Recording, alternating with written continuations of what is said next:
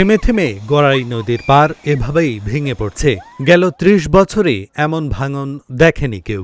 চলতি বছরে নদীর মাঝে চর জেগে কিনারা দিয়ে প্রবাহিত হচ্ছে পানি, এতেই ভাঙছে নদীর পার। ৩ থেকে ৪ বছর আগে পানি উন্নয়ন বোর্ড কর্তৃপক্ষ ভাঙন প্রতিরোধে স্থায়ী পাকা বাঁধ নির্মাণের জন্য মাপঝোঁকের কাজ করেছিল, কিন্তু এতদিনেও বাঁধ নির্মাণ তো দূরের কথা, ভাঙন রোধে নেওয়া হয়নি কোনো কার্যকর ব্যবস্থা। ভাঙন ধরেন যখন ব্রিজ হয়েছিল বলেছিল যে আমরা বাজিয়ে দেবো, এখন হলে ব্রিজ তো বাজাতে আমাদের না দিয়ে এখন ওনার চলে গেছে। আমরা ধরেন ভাঙনের ভিতরে মুখে পড়িয়ে রয়েছি। আমাদের ধরেন বাঁচতে পারে, আমরা এখন ভাঙিয়ে গেলে পরে আমার আর জায়গা কেনার মতো ক্ষমতা নাই আমাদের। এই নদী ভাঙনে আমাদের অনেক ক্ষয়ক্ষতি হয়েছে, জায়গা জমি গেছে অনেক, বাড়িঘর দর ফসলি জমি আশপাশে সব কিছু ভেঙে যাচ্ছে। আর আমরা সরকারের কাছে আবেদন যে অতি দ্রুত যাতে সামনের বর্ষা আসার আগ দিয়ে যাতে এই ব্লকের কাজটা সম্পূর্ণ করতে পারে। গড়াই নদীর কূল ঘেঁষে কুমারখালী পৌরসভা ও উপজেলা শহর অবস্থিত।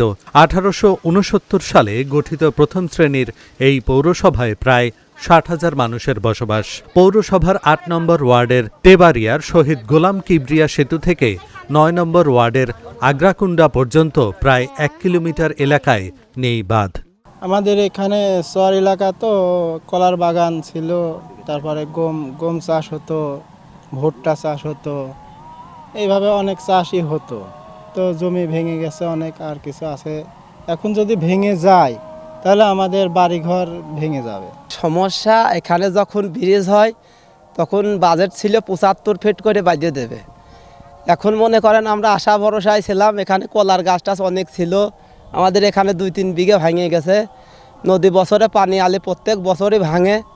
তো এখন মনে করেন ভাঙতে ভাঙতে এখন শুধু আছে পারি, এইটুকু যদি ভেঙে দেয় মনে করেন আমাদের এখান থেকে ঘর বাড়ি উঠায়ে নিয়ে চলে যেতে হবে। এরই মধ্যে সেখানে ভাঙন শুরু হয়েছে। গেল ১ সপ্তাহে প্রায় ৩০ বিঘা ফসলসহ কৃষি জমি ও নদী পার ভেঙে চলে গেছে নদীতে। এখন পর্যন্ত তাৎক্ষণিক কোনো ব্যবস্থা নেয়নি কর্তৃপক্ষ। এতে হুমকিতে পড়েছে প্রায় ৫০ বিঘা কৃষি জমি ও অন্তত ৩০০টি পরিবারের মানুষ। দ্রুত বাঁধ নির্মাণের দাবি স্থানীয়দের। এই যে বর্ষা আসে, এই যে আমরা কলা চাষ করি, ধান চাষ করি, গম চাষ করি, এই যে বর্ষা আসলে সব কিছু ভেঙে নদীতে চলে যায়।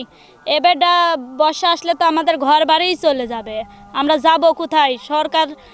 সরকারের কাছে এইটাই আবেদন, আমাদের এই নদীটুক বাইদের দিক। পানি উন্নয়ন বোর্ডের এই কর্মকর্তা বললেন, এভাবে অবিরত নদী পার ভাঙলেও এখনই ব্যবস্থা গ্রহণের কোনো সুযোগ নেই। এবং যে মাত্রায় ভাঙনটা হচ্ছে এই মাত্রাটা আসলে সর্বপরিসরে কাজ করে কাজ টিকায় রাখা খুব দূরও ব্যাপার। তো আমরা এটা পার্মানেন্ট প্রোটেক্টিভ ওয়ার্কে কাজ করার জন্য আমরা একটা IWM কর্তৃক একটা ফিজিবিলিটি স্টাডি কাজ চলমান আছে। এই ফিজিবিলিটি স্টাডি সম্পন্ন হলে আমরা আশা করি এই একটা প্রকল্প দাখিল করব। এই প্রকল্পের আওতায় সেখানে আমরা স্থায়ী প্রতিরক্ষামূলক কাজ করব।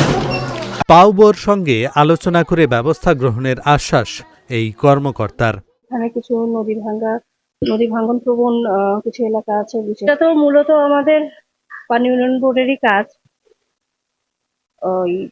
ওদের হয়তো একটা নির্দিষ্ট সময় অন্তর ওরা বিভিন্ন প্রকল্পের ভিত্তিতে কাজগুলো করে থাকে।